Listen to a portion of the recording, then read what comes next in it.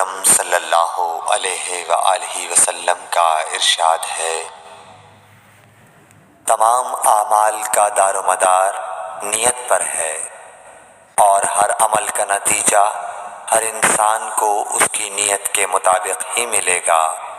بس جس کی ہجرت دولت دنیا حاصل کرنے کے لیے ہو یا کسی عورت سے شادی کی غرض سے ہو، بس اس کی ہجرت انہی چیزوں کے لیے ہوگی جن کے حاصل کرنے کی نیت سے اس نے ہجرت کی۔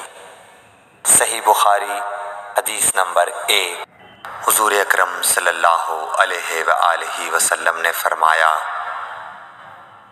کہ وحی نازل ہوتے وقت کبھی مجھ کو گھنٹی کی سی آواز محسوس ہوتی ہے اور وحی کی یہ کیفیت مجھ پر بہت شاق گزرتی ہے۔ جب یہ کیفیت ختم ہوتی ہے تو میرے دل و دماغ پر اس فرشتے کے ذریعے نازل شدہ وحی محفوظ ہو جاتی ہے، اور کسی وقت ایسا ہوتا ہے کہ فرشتہ بشکل انسان میرے پاس آتا ہے اور مجھ سے کلام کرتا ہے، بس میں اس کا کہا ہوا یاد رکھ لیتا ہوں۔ صحیح بخاری حدیث نمبر 2۔ حضرت صلی اللہ علیہ وآلہ وسلم پر وحی کا ابتدائی دور اچھے سچے پاکیزہ خوابوں سے شروع ہوا۔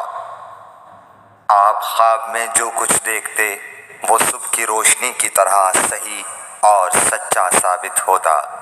پھر من جانب قدرت آپ تنہائی پسند ہو گئے اور آپ نے غار حرا میں خلوت نشینی اختیار فرمائی اور کئی دن اور رات وہاں مسلسل عبادت اور یاد الہی و ذکر میں مشغول رہنے لگے۔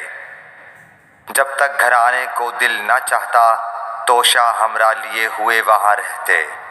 توشہ ختم ہونے پر ہی اہلیہ محترمہ حضرت خدیجہ رضی اللہ تعالی عنہا کے پاس تشریف لاتے اور کچھ توشہ ہمراہ لے کر پھر وہاں جا کر خلوت گزین ہو جاتے۔ یہی طریقہ جاری رہا یہاں تک کہ آپ پر حق منکشف ہو گیا اور آپ غار حرا ہی میں قیام پذیر تھے کہ اچانک حضرت جبرائیل علیہ السلام آپ کے پاس حاضر ہوئے اور کہنے لگے کہ اے محمد پڑھو۔ آپ فرماتے ہیں کہ میں نے کہا کہ میں پڑھنا نہیں جانتا۔ آپ صلی اللہ علیہ وسلم فرماتے ہیں کہ فرشتے نے مجھے پکڑ کر اتنے زور سے بھینچا کہ میری طاقت جواب دے گئی، پھر مجھے چھوڑ کر کہا پڑھو۔ میں نے پھر وہی جواب دیا کہ میں پڑھا ہوا نہیں ہوں۔ اس فرشتے نے مجھ کو نہایت ہی زور سے بھینچا کہ مجھ کو سخت تکلیف محسوس ہوئی، پھر اس نے کہا کہ پڑھ۔ میں نے کہا میں پڑھا ہوا نہیں ہوں۔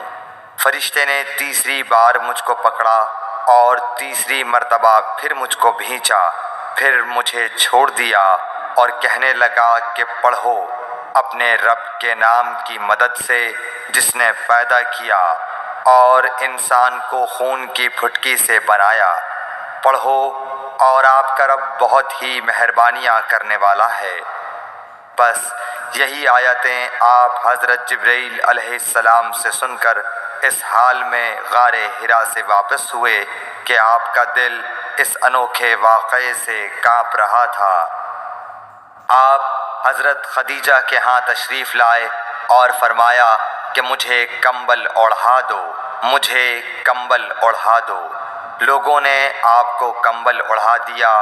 جب آپ کا ڈر جاتا رہا تو آپ نے اپنی زوجہ محترمہ حضرت خدیجہ رضی اللہ تعالی عنہا کو تفصیل کے ساتھ یہ واقعہ سنایا اور فرمانے لگے کہ مجھ کو اب اپنی جان کا خوف ہو گیا ہے۔ آپ کی اہلیہ محترمہ حضرت خدیجہ رضی اللہ تعالی عنہا نے آپ کی ڈھارس بندھائی اور کہا کہ آپ کا خیال صحیح نہیں ہے۔ اللہ کی قسم آپ کو اللہ کبھی رسوا نہیں کرے گا۔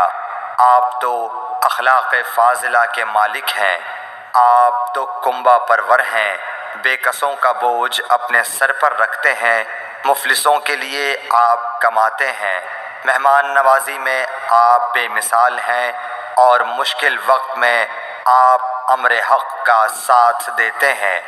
ایسے اوصاف حسنہ والا انسان یوں بے وقت ذلت و خواری کی موت نہیں پا سکتا۔